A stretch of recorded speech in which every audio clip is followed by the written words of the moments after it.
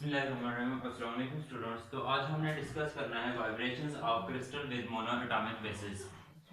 तो क्रिस्टल को हमने डिस्कस किया था, क्रिस्टल में लैटिस को डिस्कस किया था। तो इसकी एग्जांपल लेते हैं vibrations of a crystal with mono atomic atom with monoatomic basis या विद मोनो एटॉमिक एटम्स। तो एक क्रिस्टल लेते हैं तो जिसमें नंबर ऑफ एटम होंगे, तो इन नंबर ऑफ एटम्स को ऐसे लिया जा रहा है कि लेट्स सपोज ये हमारे पास एटम है, सिंगल एटम, क्योंकि मोनो एटॉमिक एटम लिए हुए हैं। और ये एटम जो है तो पीरियोडिक अरेंजमेंट, क्योंकि क्रिस्टल है तो क्रिस्टल में पीरियोडिक अरेंजमेंट पाई जाती है। तो इस तरीके से यहाँ पर क्या होगी, पीरियोडिक अरेंजमेंट होगी।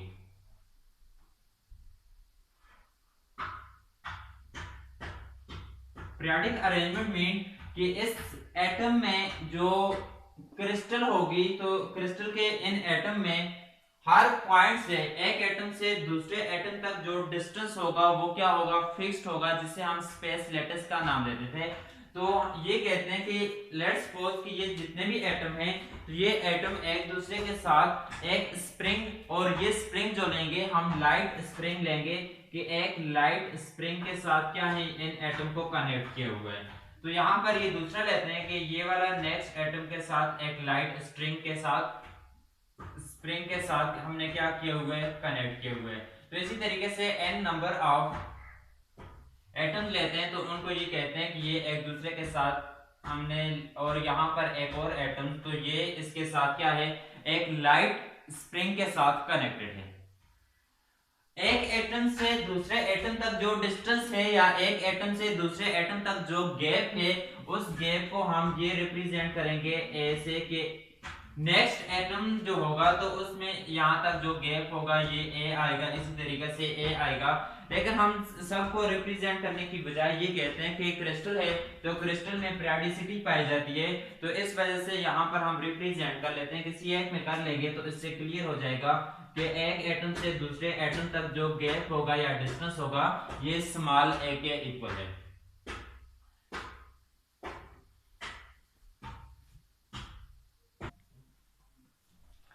अब अगर हम बात करें इसकी हुक्स लॉ की, तो हुक्स लॉ हमारे पास किसके इक्वल होते हैं, हुक्स लॉ इक्वल होते हैं F is equal to minus K X. K क्या है, तो यहाँ पर के को हम रिप्रेजेंट करते थे कि के रिप्रेजेंट कर रहा है स्प्रिंग कांस्टेंट को। तो इसी तरीके से हमने यहाँ पर स्प्रिंग लिया हुआ है, लेकिन ये स्प्रिंग जो है बहुत लाइट लिया हुआ है, तो लाइट स्प्रिंग है। अब इसमें जो स्प्रिंग कांस्टेंट होगा, तो इस स्प्रिंग कांस्टेंट को हम रिप्रेजेंट कर लेते हैं बीटा से। तो बीटा यहाँ पर ये स्प्रिंग कांस्टेंट को रिप्रेजेंट कर रहा है। n नंबर ऑफ एटम्स लेते हैं, ये हमारे पास n नंबर ऑफ एटम है। तो n नंबर ऑफ एटम्स हैं, तो लेट्स सपोज ये वाला हमारे पास एटम जिसको मैं सॉलिड वर्टिकल लाइन से रिप्रेजेंट करता हूं, तो ये एटम जो होगा, इस एटम की पोजीशन जो होगी, तो इस एटम को हम बोलेंगे कि nth नंबर ऑफ एटम। और इसके साथ ये वाला एटम जो होगा, तो इसको वर्टिकल सॉलिड लाइन से रिप्रेजेंट किए हुए, तो इसको हम रिप्रेजेंट करेंगे कि ये n-1। अब ये वाला एटम्स क्या होगा, तो ये एटम जो सॉलिड वर्टिकल लाइन से रिप्रेजेंट किया है, तो ये n-2। नेक्स्ट क्या होगा, तो ये वाला एटम जो हमारे पास आएगा, तो ये एटम n+1। नेक्स्ट ये एटम जो होगा, तो ये एटम n+2। अगर हम ये कहते हैं कि स्प्रिंग है, तो स्प्रिंग में देखें, लेट्स सपोज कि एक स्प्रिंग है और ये स्प्रिंग लें, इसके एंड के ऊपर दो मेश अटैच कर लें। जब हम दो मेश अटैच करेंगे और इसके ऊपर हम फोर्स अप्लाई करें, जब फोर्स अप्लाई करें तो सम टाइम ये स्प्रिंग जो होगा ये कंप्रेस्ड हो जाएगा, और किसी जगह पर ये स्प्रिंग जो होगा ये स्ट्रेच हो जाएगा। इसके कंप्रेस होने की वजह से और स्ट्रेच होने की वजह से ये इसके साथ जो मेस अटैच किए हुए थे, तो ये मेस अपनी मेन पोजीशन से एक्सट्रीम पोजीशंस की तरफ जाएंगे, तो इस तरीके से ये क्या करेंगे, वाइब्रेट करना शुरू कर देंगे। जब यहाँ पर वाइब्रेशन स्टार्ट हो रही है तो सेम यही केसेस लें कि ये हमने स्प्रिंग लिए हुए, इसके एंड के ऊपर मेसेज अटैच किए हुए हैं, तो जब हम इसके ऊपर फोर्स अप्लाई करते हैं तो फोर्स अप्लाई करने की वजह से ये होगा कि ये जो मेस होगा एटम, तो एटम का मेस क्या होगा, एम इसका मेस होगा, तो ये एटम यहाँ पर ये डिस्प्लेस होकर यहाँ पर आ जाएगा। इसी तरीके से ये एटम डिस्प्लेस होकर ये फॉरवर्ड डायरेक्शन में, अब ये एटम, तो यहां से ये एटम डिस्प्लेस होकर फॉरवर्ड डायरेक्शन में चला जाएगा और ये एटम यहां से डिस्प्लेस होकर इधर आ जाएगा। जब इस डायरेक्शन में मूव करेंगे तो ये एटम यहां से डिस्प्लेस होकर इस डायरेक्शन में आएगा, इसी तरीके से इस डायरेक्शन में, यहां पर ये एटम इस डायरेक्शन में और ये एटम्स इस डायरेक्शन में मूव करेगा। कि ये इसकी मेन पोजीशंस थी, तो मेन पोजीशन से फॉरवर्ड डायरेक्शन में ये क्या करेगा, ऑसिलेट करेगा, वाइब्रेशन स्टार्ट करना शुरू कर देगा। तो ये एक्सट्रीम पोजीशंस, ये भी इसकी एक्सट्रीम पोजीशंस होगी और ये भी इसकी एक्सट्रीम पोजीशंस होगी। अब एक्सट्रीम पोजीशंस तक ये एटम जो है गया है, कि फॉर एग्जांपल हम ये लेते हैं कि सिंपल पेंडुलम, तो सिंपल पेंडुलम में हम ये लेते हैं कि ये इसकी इक्विलिब्रियम पोजीशंस, मीन पोजीशंस, तो ये इसकी एक्सट्रीम पोजीशंस, तो यहाँ पर ये क्या करते हैं, कुछ डिस्प्लेसमेंट इसके पास होती है, तो इसी तरीके से यहाँ पर इसने क्या किया, कुछ डिस्टेंस कवर किया है, तो जो डिस्टेंस इसने कवर किया है तो इसको मैं डैश लाइन से रिप्रेजेंट कर लेता हूँ कि ये डिस्टेंस इसने, अब डिस्टेंस कितना है, तो ये इसकी इक्विलिब्रियम पोजीशंस थी, तो इक्विलिब्रियम पोजीशन से यहाँ तक जो इसने डिस्टेंस कवर किया है इसे मैं u से रिप्रेजेंट कर लेता हूँ। एटम कौन सा है, nth नंबर ऑफ एटम है, तो इसे UN लिख लेता हूँ। नेक्स्ट जो होगा, तो नेक्स्ट अब ये वाला जो होगा, तो इसने कितना डिस्टेंस कवर किया है, तो इसने ये डिस्टेंस कवर किया है, तो इस डिस्टेंस को रिप्रेजेंट करेंगे कि ये इसने UN+1।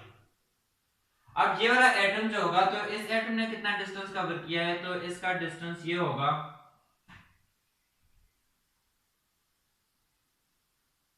UN-1, UN-2, UN+2 up to so on, तो इस तरीके से ये क्या करेगा, ये कुछ डिस्टेंस कवर करेगा।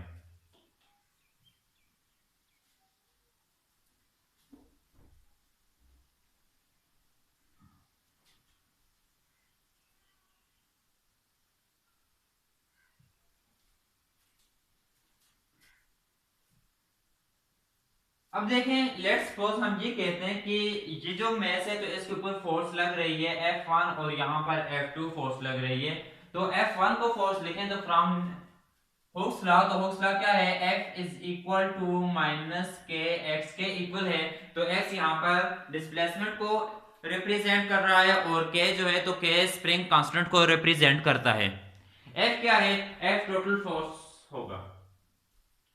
तो इसी तरीके से यहाँ पर हमने ये कहते हैं कि लेट्स सपोज अगर इसके ऊपर फोर्स लग रही है F1, ये जो है, तो इसके ऊपर फोर्स F1 लग रही है, तो इस F1 फोर्स को हम कैसे लिखेंगे, F is equal to, F1 is equal to spring constant minus beta, और F1 is equal to minus beta, और साथ क्या होगा, डिस्प्लेसमेंट, तो यहाँ पर तो x है, लेकिन यहाँ पर डिस्प्लेसमेंट हमने UN+1 UN-1 की फॉर्म में लिखी हुई है, तो F1 की जब हम बात करेंगे तो ये इक्वल होगी UN माइनस UN+1 के, मींस कि ये UN माइनस UN+1, इसमें से जितना डिस्टेंस कवर करें UN माइनस UN+1, तो ये इतना ही हमारे पास। अब ये अगर a के इक्वल है, तो ये जो वर्टिकल हमारे पास ये जो लाइन होगी, तो ये भी किसके, a के इक्वल होगी।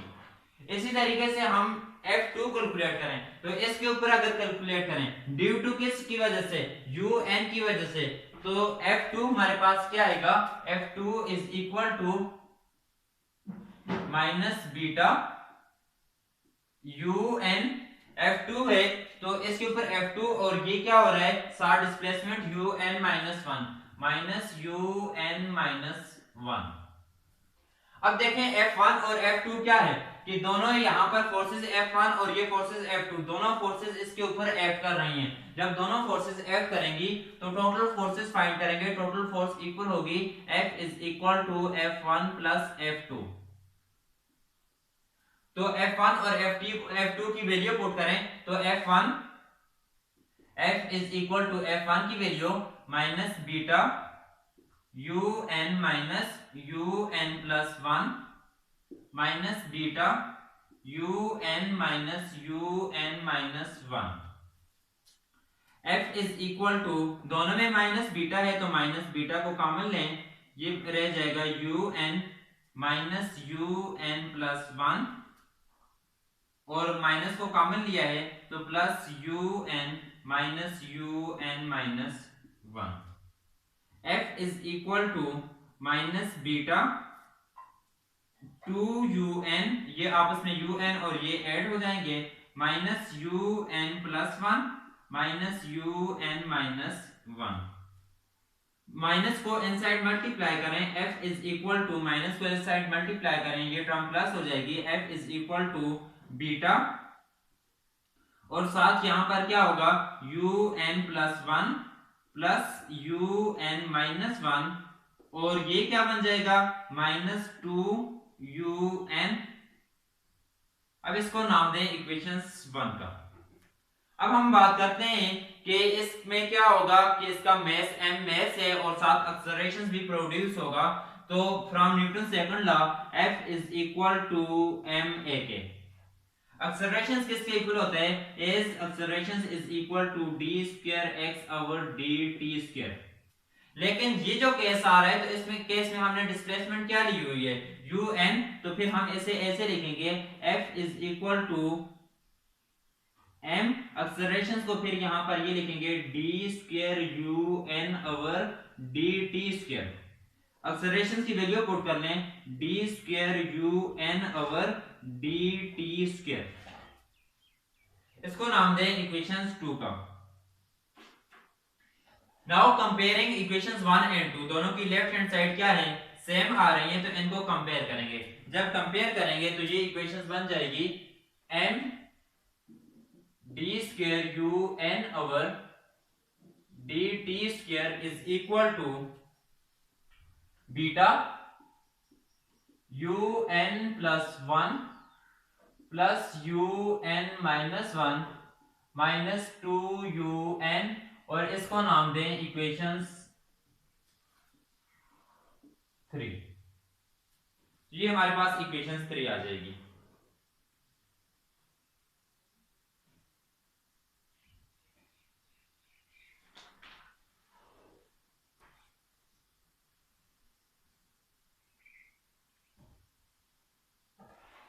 अब हम ये UN जो डिस्प्लेसमेंट है तो ये किसके, ये एक्सपोनेंशियल्स की फॉर्म में लेंगे लेट, या इसका सॉल्यूशन लिखेंगे तो UN is equal to e power iota, ये हमारे पास e power iota omega t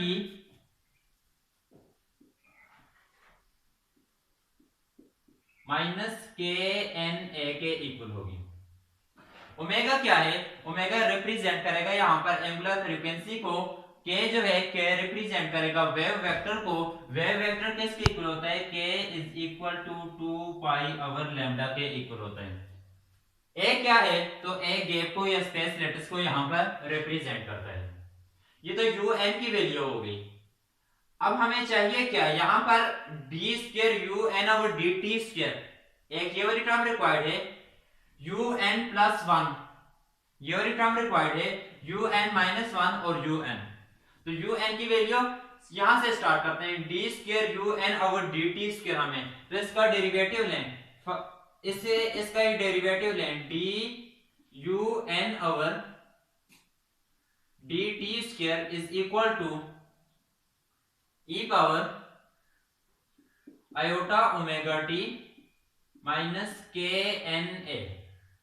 तो इसका डेरिवेटिव क्या होगा, विद रिस्पेक्ट टू t करेंगे तो KNA, तो ये 0 हो जाएगा, e पावर 0 1, तो e power iota omega t, तो जस्ट यहां पर ये रहेगा आयोटा ओमेगा। सेकंड डेरिवेटिव लेंगे तो d square you N over D T square is equal to E power iota omega T minus के एन ए। आयोटा ओमेगा, तो फिर यहाँ पर क्या आएगा, अगेन यही आएगा, तो आयोटा ओमेगा और साथ इसका स्क्वायर बन जाएगा। तो इसे मैं ऐसे लिख सकता हूँ D square you N over D T square is equal to minus omega square और साथ ये आ जाए आयोटा स्क्वायर माइनस 1 के equal e power iota omega T minus के एन ए। ये जो डिस्प्लेसमेंट आ रही है तो इसमें साथ कांस्टेंट लिख लें, ये यू नॉट इसका एम्पलीट्यूड आ जाएगा, यू नॉट यहाँ पर भी ये यू नॉट इसका एम्पलीट्यूड होगा और ये यू नॉट यहाँ पर एज अ एम्पलीट्यूड के तौर पर आ रहा है। D square you N over D T square, तो ये वैल्यू फाइंड कर ली, तो इसको नाम दें इक्वेशंस ए का। अब हम यू एन प्लस 1 की वैल्यू फाइंड करेंगे, तो इसी में एन जो आएगा तो इसमें प्लस 1 ऐड करेंगे, तो now U N plus 1 is equal to you not E power iota omega T minus के। एन जो है तो एन में हम ऐड करेंगे तो ये बन जाएगा एन प्लस 1 और साथ a, u N plus 1 is equal to you not E power iota omega t, इसे मल्टीप्लाई करें तो माइनस के एन ए माइनस और साथ इसके ये आ जाएगा k a, u N plus 1 is equal to you not E power iota omega T minus के एन ए। आयोटा को इसके साथ मल्टीप्लाई करेंगे तो साथ यहां पर ये आएगा माइनस आयोटा के a, u N plus 1 is equal to you not E power iota omega T minus के एन ए और साथ ये जो आएगा तो इसको ई पावर माइनस आयोटा के ए इस फॉर्म में लिखेंगे। नेक्स्ट हमने क्या करना है, यू एन माइनस 1, इसमें जब पुट करेंगे तो एन प्लस 1 हमने किया था, ये n प्लस 1 किया है, इसकी जगह n माइनस करेंगे, जब इसको इसके साथ मल्टीप्लाई करेंगे तो ये क्या बन जाएगा, ये प्लस हो जाएगा। तो डायरेक्ट मैं यहाँ पर ये लिखूंगा कि U N minus 1 is equal to you not E power iota omega T minus के एन ए और साथ ई पावर प्लस आयोटा के ए रह जाएगा, इसको नाम दे इक्वेशन बी और ये हमारे पास बन जाएगी इक्वेशन सी। अब देखें D square you N over D T square की वैल्यू भी फाइंड कर ली, यू एन प्लस 1 की वैल्यू, यू एन माइनस 1 इसकी वैल्यू भी एंड यू एन की वैल्यू भी फाइंड कर ली। ये वैल्यू हम कहां पर पुट करेंगे, ये वैल्यू हम पुट करेंगे इक्वेशन 3 में। तो इक्वेशन 3 में वैल्यू पुट करते हैं,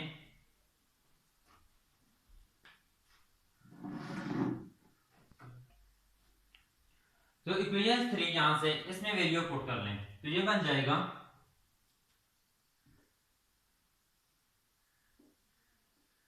ये इक्वेशन 3 है, इक्वेशन 3 में वैल्यू पुट की m d square you N over D T square, तो d square you N over D T square तो ये इक्वल है minus omega square u not E power iota omega T minus के N a के equal is equal to और ये इसके साथ multiply is equal to beta. देखिए यहां से u N plus 1 u N minus 1 और यू एन की वैल्यू पुट करनी है। सब में देख लें यू एन में क्या है, u not E power iota omega T minus के N A.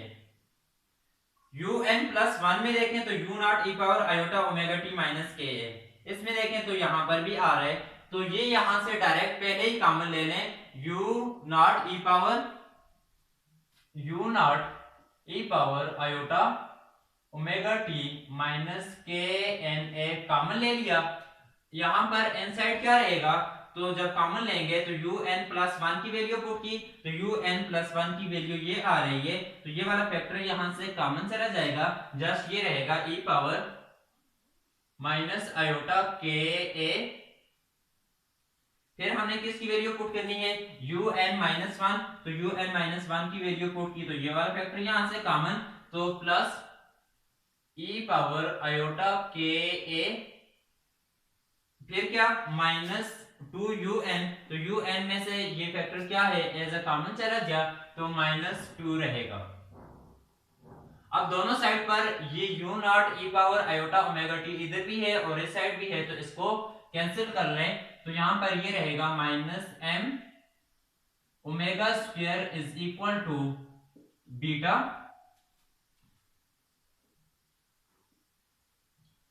e power minus iota के A plus e power iota के ए -2। अब मैं इसे लिखता हूं कि e पावर माइनस आयोटा के ए, इसे 2 से मल्टीप्लाई भी और 2 के साथ डिवाइड भी, तो जब इसे मैं 2 से मल्टीप्लाई करूंगा तो ये बन जाएगा e पावर 2 से डिवाइड कर लिया और 2 के साथ मल्टीप्लाई कर लिया। इसी तरीके से यहां पर इसको 2 से मल्टीप्लाई भी कर लिया और 2 से डिवाइड भी कर लिया। तो अब ये इसे देखें, ये क्या बन रहा है, ये हमारे पास लेट्स सपोज अगर a है a और इसे अगर लें b, तो ये a square plus b square minus 2ab, तो 2ab को मल्टीप्लाई करें तो डायरेक्ट यहां से देखें 2a क्या है, ये हमारे पास आ रहा है e पावर माइनस आयोटा के a ओवर 2 और b, तो ये बन जाएगा e पावर आयोटा के a ओवर 2, तो बेसिस सेम होगी, पावर ऐड होगी, ये वाली टर्म ये कैंसिल हो जाएगी, तो e पावर 0 रहेगा, तो ये रह जाएगा 2 e पावर 0 1 के इक्वल, तो जस्ट 2 के, तो ये हमारे पास क्या बन रहा है, ये a माइनस बी स्क्वायर बन रहा है, तो इसको डायरेक्ट ये लिख लें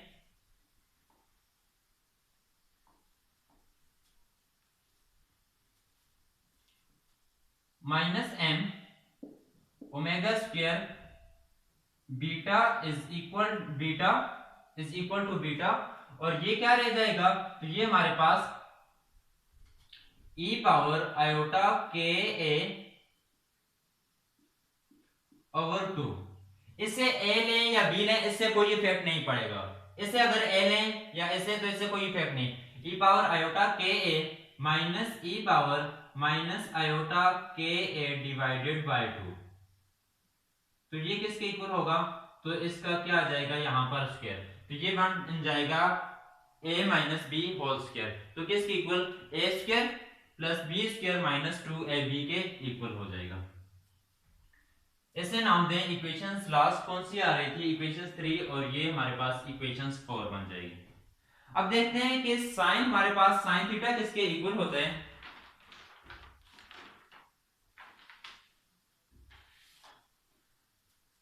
एस साइन थीटा इक्वल होते हैं e power iota theta minus e power minus iota theta divided by 2 iota के इक्वल होते हैं।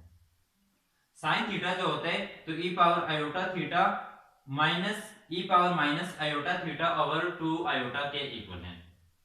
तो अब ये थीटा की फॉर्म में तो नहीं है, ये के ए ओवर 2 की फॉर्म में है, तो इसे हम क्या लिखेंगे कि थीटा को रिप्लेस कर देंगे साइन के ए by 2 is equal to sine के ए बाय 2 लिखेंगे, तो ये बन जाएगा e पावर आयोटा थीटा, तो ये k A by 2 minus e power minus iota के ए बाय 2 और साथ 2 आयोटा, इसका स्क्वायर लें, दोनों साइड स्क्वायर लें, तो ये बन जाएगा यहां पर इसी के आगे मैं लिखता हूं, तो साइन इसका स्क्वायर लिया sine square k A by 2 is equal to e power iota के ए by 2 minus e power minus iota के ए बाय 2 स्क्वायर, तो डिवाइडेड बाय 2 आयोटा, तो 2 का स्क्वायर जब लेंगे तो 2 का स्क्वायर क्या आएगा 4 और आयोटा का स्क्वायर क्या आएगा -1। तो इससे मैं ऐसे लिखता हूं कि इसका स्क्वायर जब लिया तो इसका स्क्वायर ये ऊपर इसका भी स्क्वायर लेंगे और ये 2 आयोटा का स्क्वायर लिया 4 और साथ ये जो आयोटा आ रहा था तो आयोटा स्क्वायर -1 तो ये माइनस बन जाएगा। तो अब इसकी वैल्यू क्या रह जाएगी हमारे पास, तो ये वैल्यू हमारे पास बन जाएगी, ये वैल्यू फाइंड करें 4 तो -4 sin square ka/2 is equal to, तो इसके साथ क्या होगा is equal to e power iota ka/2 minus e power minus iota ka/2 इसका स्क्वायर लें, इसको नाम दें इक्वेशंस 5। तो अब यहां पर e power iota ka/2 e power minus iota ka/2 तो इसकी वैल्यू हमने यहां से फाइंड कर ली पुटिंग 5 इक्वेशंस 5 इन इक्वेशंस 4। तो इसमें पुट करेंगे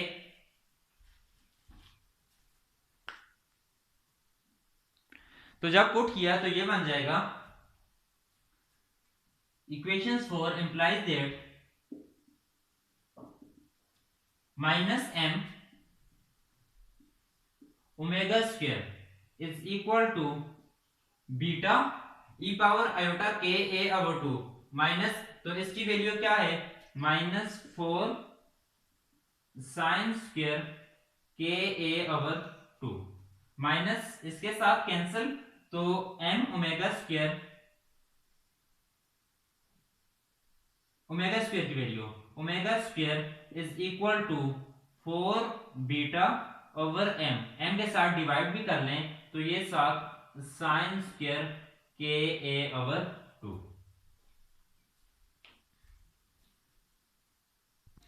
अब इस इक्वेशंस का स्क्वायर रूट लें, दोनों साइड यहां पर भी स्क्वायर रूट लेंगे और इस साइड भी हम क्या लेंगे स्क्वायर रूट लेंगे। जब स्क्वायर रूट लिया तो ये बन जाएगी omega is equal to square root of 4 beta over m और साथ ये क्या होगा साइन स्क्वायर था तो साइन ka/2। तो स्क्वायर रूट लिया है इसकी वैल्यू प्लस माइनस की फॉर्म में आएगी।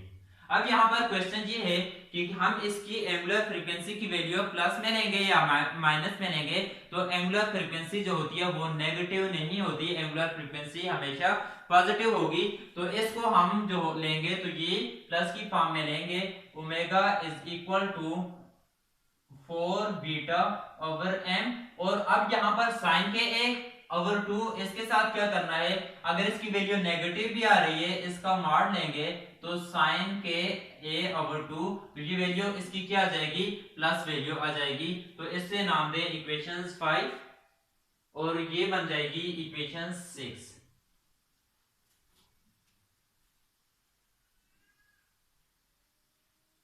अब ये वाला जो रिलेशंस आता है इक्वेशन 6 तो इस रिलेशंस को डिस्पर्शन रिलेशंस कहा जाता है कि ये रिलेशन जो होता है तो इस रिलेशंस को डिस्पर्शन रिलेशंस कहा जाता है। डिस्पर्शन रिलेशन क्या है, तो इस डिस्पर्शन रिलेशंस को हम ओमेगा क्या है यहाँ पर एंगुलर फ्रीक्वेंसी और के जो है वेव वेक्टर, तो इसके लिए हम इस डिस्पर्शन रिलेशंस को ड्रा करते हैं कि ये क्या बनेगा। तो ये जो डायग्राम अभी ड्रा करनी है तो ये बहुत इंपॉर्टेंट है, इस डायग्राम को समझें कि डिस्पर्शन रिलेशंस किसमें वेव वेक्टर और एंगुलर फ्रीक्वेंसी के दरमियान, यहाँ पर डिस्पर्शन रिलेशन क्या है। तो इस डायरेक्शन में अगर हम ये लें कि ये हमारे पास क्या है के रिप्रेजेंट करेगा वेव वेक्टर को और यहाँ पर क्या होगी एंगुलर फ्रीक्वेंसी ओमेगा।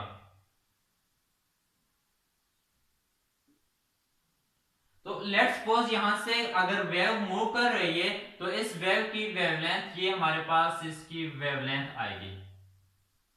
अगर इस तरीके से लें तो ये हमारे पास क्या होता है, ये भी एम्पलीट्यूड होता है और ये भी एम्पलीट्यूड, तो ये प्लस में आएगा और ये वाला एम्पलीट्यूड जो होगा तो ये नेगेटिव में आएगा। लेकिन हमने ये कहा है कि एंगुलर फ्रीक्वेंसी जो होती है ये नेगेटिव नहीं होगी, एंगुलर फ्रीक्वेंसी पॉजिटिव होगी। जब एंगुलर फ्रीक्वेंसी पॉजिटिव होगी तो फिर हम इसको ऐसे कन्वर्ट करेंगे कि ये नेगेटिव जो पोर्शन आ रहा है इसके बाद जो नेगेटिव ये पोर्शन आएगा तो फिर इस एंगुलर फ्रीक्वेंसी को इस तरीके से हम क्या लिखेंगे रिप्रेजेंट करेंगे।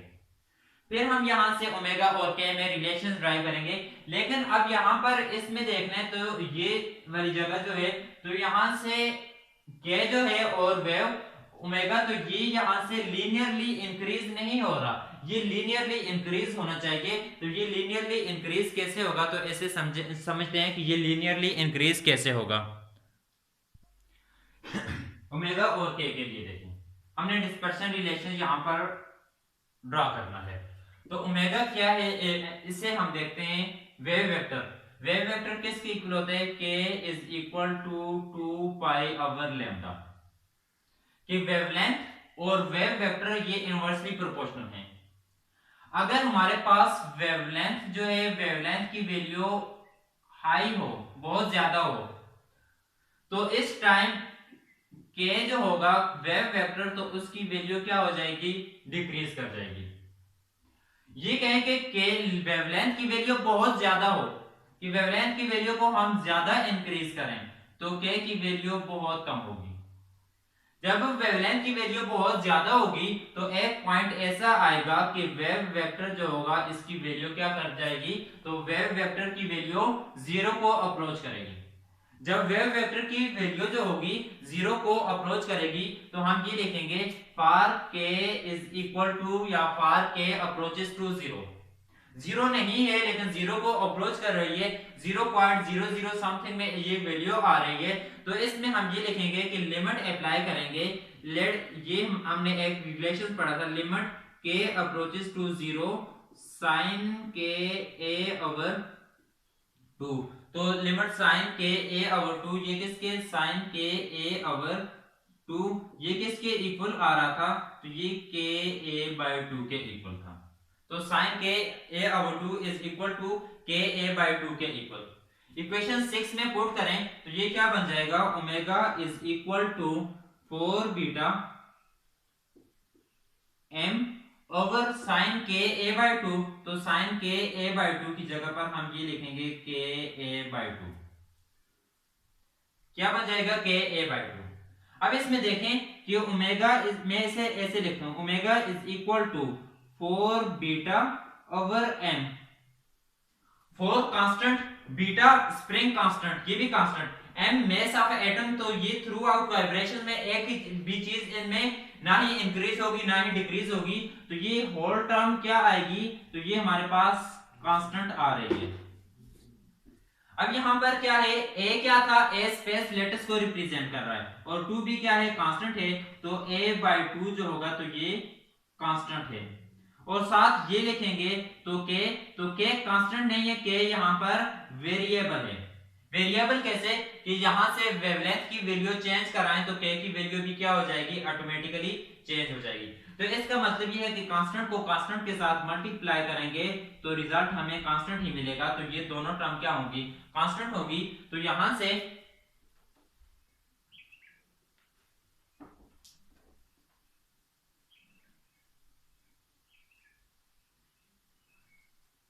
ये हमारे पास बन जाएगा omega is equal to 4 beta over M, और साथ क्या है, a बाय 2 इंटू के। एक और चीज कि ये 4 बीटा ओवर एम ये मैक्सिमम एम्पलीट्यूड को रिप्रेजेंट कर, क्योंकि साइन के तो ये मैक्सिमम होगा, तो ऐसे हम ओमेगा नॉट भी लिख सकते हैं। तो ये हमारे पास क्या बन जाएगा, ये कांस्टेंट, तो omega is equal to C K. C क्या है, कांस्टेंट, तो omega is directly proportional to, omega is directly proportional to wave vector. अब ये रिलेशंस क्या बता रहा है, ये रिलेशंस हमें ये बता रहा है कि जैसे हम ओमेगा की वैल्यू इंक्रीज करें तो वेव वेक्टर जो है इसकी वैल्यू भी इंक्रीज होनी चाहिए। वेव वेक्टर की वैल्यू, तो ओमेगा और के जो है जब ये वैल्यू इंक्रीज होगी तो ये लीनियरली एक दूसरे के साथ क्या होंगे, लीनियरली प्रोपोर्शनल होंगे। वन डायमेंशनल केस में तो ये लीनियरली प्रोपोर्शनल होंगे। तो लीनियरली प्रोपोर्शनल कैसे होंगे,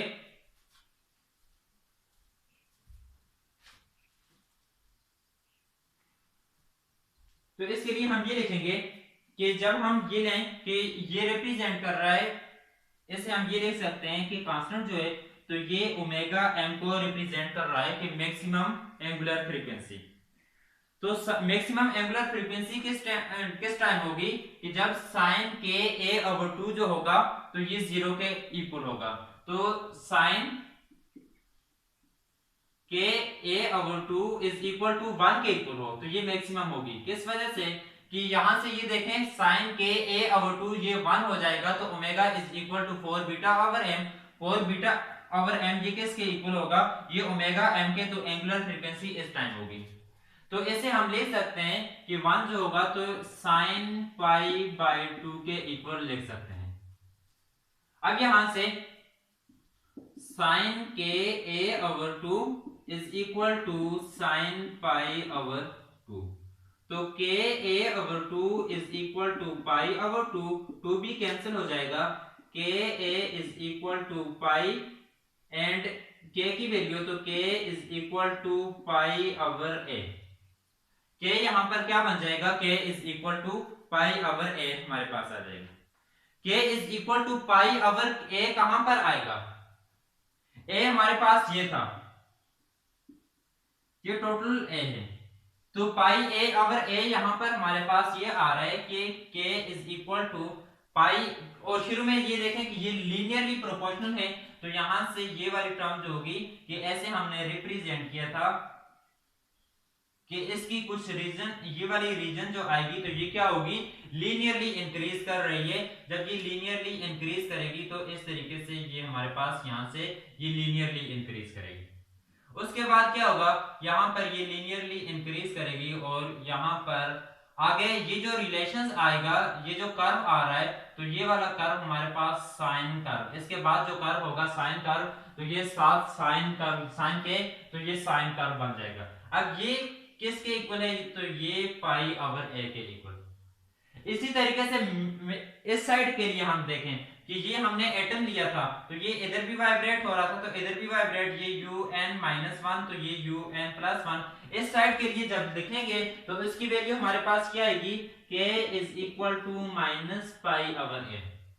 जब k is equal to minus pi over a आएगा तो उसमें भी ये क्या करेगा कि इनिशियली जो होगा तो ये लीनियरली ऐसे इंक्रीज करेगा, इनिशियली लीनियरली इंक्रीज करेगा। तो अब ये वाली जगह जो आएगी तो इसको हम ये बोलेंगे कि ये माइनस पाई ओवर ए के इक्वल है।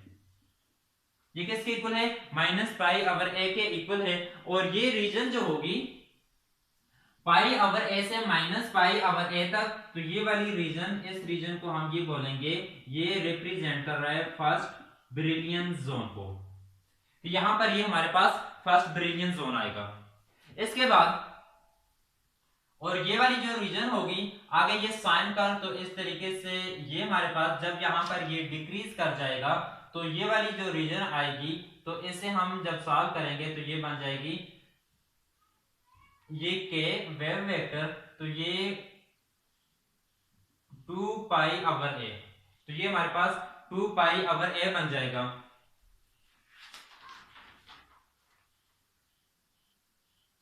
और इस तरीके से जब ये यहां पर डिक्रीज कर जाएगी तो ये हमारे पास बन जाएगा, तो ये -2 पाई ओवर ए।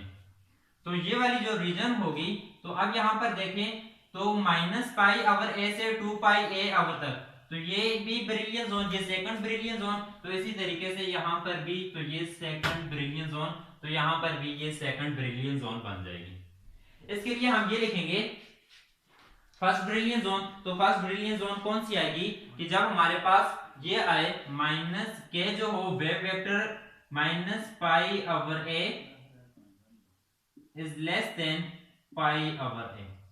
इसी तरीके से सेकंड ब्रिलियन जोन के लिए, तो सेकंड ब्रिलियन जोन के लिए हम ये लिखेंगे कि पाई ओवर ए के 2 पाई ओवर ए, और ये क्या है तो ये बन जाएगा कि -2 पाई ओवर ए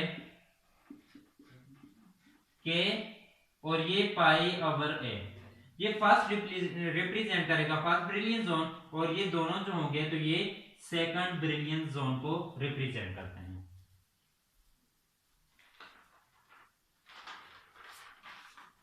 अब इसमें ये जो डिस्पर्शन रिलेशंस है, तो इस डिस्पर्शन रिलेशन में दो चीजें हम और इंट्रोड्यूस करवाते हैं और उनको हम ये देखेंगे, नाम देंगे कि ग्रुप वेलोसिटी और फेज वेलोसिटी। तो ग्रुप वेलोसिटी क्या है और फेज वेलोसिटी क्या है, उनको यहाँ पर डिटरमिन करते हैं, या इसी डिटरमिन रिलेशन से हम ग्रुप वेलोसिटी और फेज वेलोसिटी की वैल्यू फाइंड करेंगे।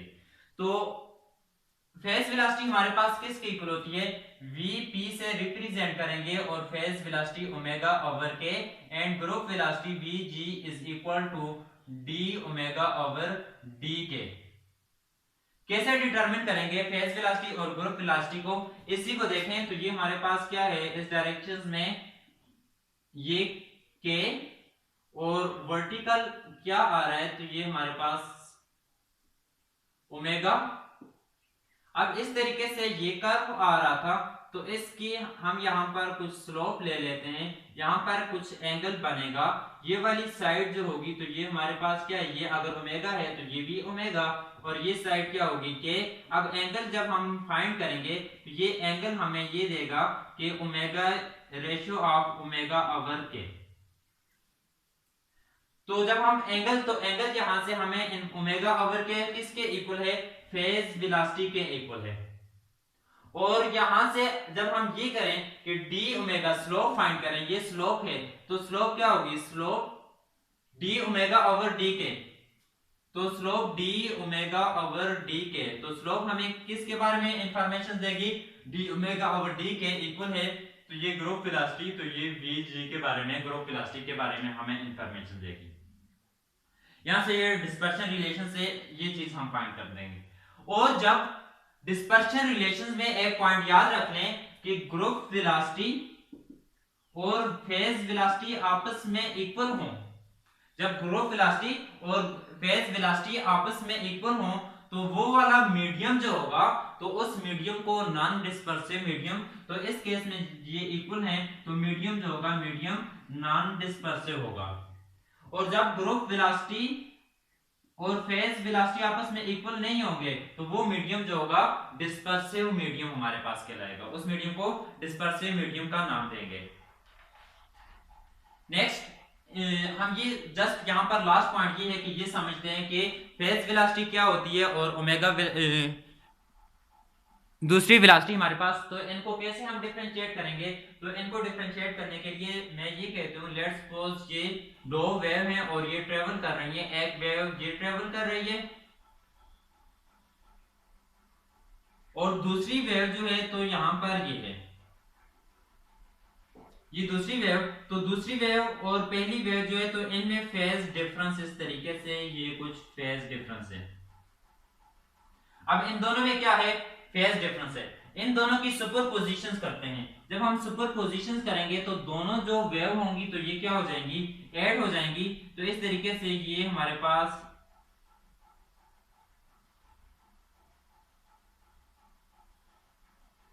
ऐसा हमारे पास पैटर्न बनेगा। जब हम दोनों वेव्स होंगी तो इनको ऐड करेंगे, तो इस तरीके से क्या होगा, पैटर्न एक फॉर्म होगा।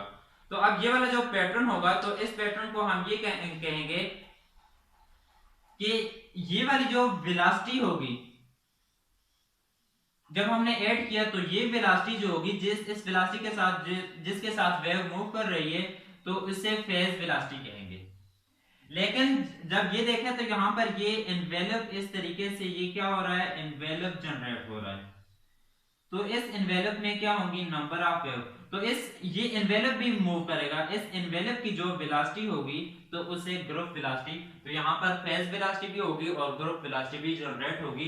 तो ये हमारा टॉपिक था, vibrations of crystal with monoatomic basis. तो नेक्स्ट लेक्चर में हम डिस्कस करेंगे vibrations of a crystal with diatomic basis. तो आज के लिए इतना काफी है। तो नेक्स्ट लेक्चर में हम डाई एटॉमिक बेसिस की बात करेंगे।